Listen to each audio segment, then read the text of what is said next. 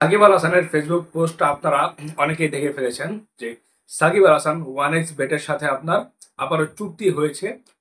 মানে সাকিব তো জুয়ার সাথে যুক্ত ছিল অনেক আগে থেকেই। এর আগে যখন সাকিব 2 বছরের জন্য নিষিদ্ধ হয়েছিল, সেখানেও আপনার সাকিব আল হাসান জুয়ার কারণে নিষিদ্ধ হয়েছিল।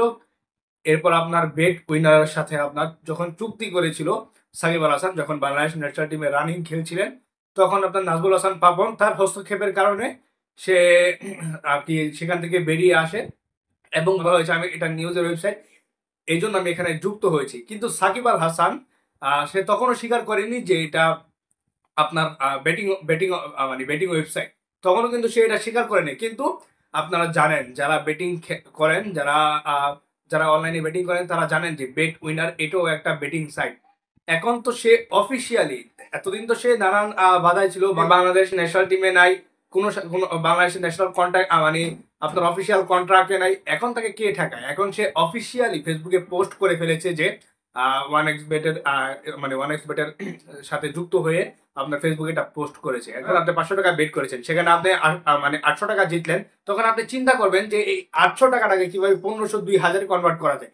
এটাকে এই 800 এই 1500 2000 কনভার্ট করতে গিয়ে আপনি ভালো করে মারাটা খাবেন।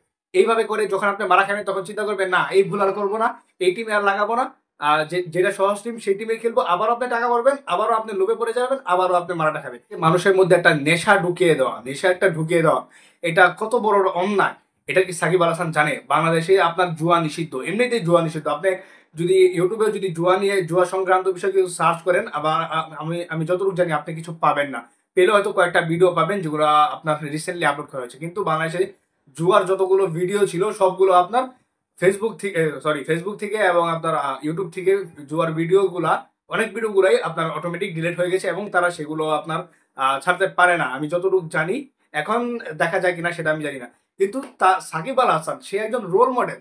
তার মতো ক্রিকেটার যখন আপনার ফেসবুকে পোস্ট করে, আবুয়ার পোস্ট করে, জুয়া স্পন্সর করে, তখন এটা বাংলাদেশের জন্য এটা অনেক বড় একটা লজ্জাজনক। কারণ সাকিবের মতো প্লেয়ার, সাকিব শুধু বাংলাদেশে না, সাকিব সাকিব মোটামুটি আপনার এশিয়ার মধ্যে সাকিবকে চিনে, পুরো এশিয়াটা সাকিবকে চিনে। সেই সাকিব যখন আপনার মানুষকে জুয়ায় টেনে এনে মানে জুয়ার জন্য স্পন্সর করে, সেটা খুবই লজ্জাজনক। এবং সে একজন সাবেক সংসদ সদস্য, যদি আপনার এই জুয়া নিয়ে পোস্ট করে, যে একটা দেশের রাজনীতিতে আপনার যে একটা রাজনীতির একটা পার্ট ছিল, সেই লোক যখন আপনার জুয়া জুয়া নিয়ে আপনার স্পন্সর করে, আপনি একবার চিন্তা করেন। এই সাকিব হচ্ছে এক নাম্বার ছোট লোক। এই সাকিবের মতো বদমাস, তার মতো শয়তান এই দুনিয়াতে কেউ হতে পারে না। এই সাকিব এই সাকিবকে নিয়ে আমি অনেক ভিডিও বানিয়েছিলাম আপনার তামিম ইকবাল ইস্যুতে, আপনার ওয়ার্ল্ড কাপের টিম টিম নিয়ে অনেক কিছু নিয়ে আমি ভিডিও বানিয়েছিলাম। এই সাকিবকে আমি একটা কথা বলতে পারি যে তার মতো বদমাস, তার মতো ছোট লোক টাইপের লোক আর এই মানে অন্তত এই বাংলাদেশে আমার মনে হয় না নাই। সে তাকে নিয়ে আমি তার উপর আমার অনেক রাগ ছিল। কিন্তু আপনার তার উপরে এর আগে আমার অনেক রাগ ছিল। সে জুয়া খেলে, মানে জুয়ার সাথে অ্যাড হয়ে সে 2 বছরের জন্য ক্রিকেট টিম থেকে নিষিদ্ধ হয়েছিল। সে মানে তারপর আবার বেট উইনার নিউজে সে আপনার যুক্ত হয়েছিল। এরপর এখন তো আবার সে ডাইরেক্টলি জুয়ার মানে পোস্টই করে দিয়েছে, মানে ডাইরেক্ট জুয়ার জন্য জুয়া খেলতে বলছে সাকিব আল হাসান আমাদের।